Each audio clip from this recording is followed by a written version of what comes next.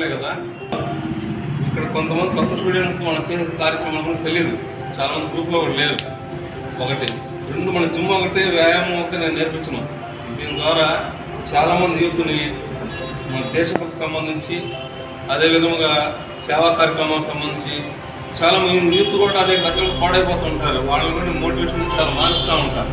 అలా సబ్జెక్ట్ విధానం తెలుస్తుంది. మన మ్యాగజైన్స్ కూడా ఉంటాయి చాలా. చూడటానికి మనం సింపుల్గా ఉండొచ్చు, కానీ స్టేట్లో మనం చాలా ఫేమస్. డైలీ న్యూస్ పేపర్స్ ఒకటి కానీ సోషల్ మీడియా మన గురించి తెలుస్తుంది, మన జిమ్ గురించి. అదొక భాగం అయితే, రెండోది అనేక రకాలుగా మన జిమ్కి వచ్చే వాళ్ళే మన సంబంధించిన వ్యక్తులు ఎంతోమంది అనేక రకాల సేవా కార్యక్రమాలు పాల్గొంటారు. చాలా పనులు కూడా వెనకుండి నడిపిస్తుంటారు. వాళ్ళల్లో ఈ సాయన్న ఇలా ఫ్యామిలీ నాకు కావాల్సిన, ఓకేనా?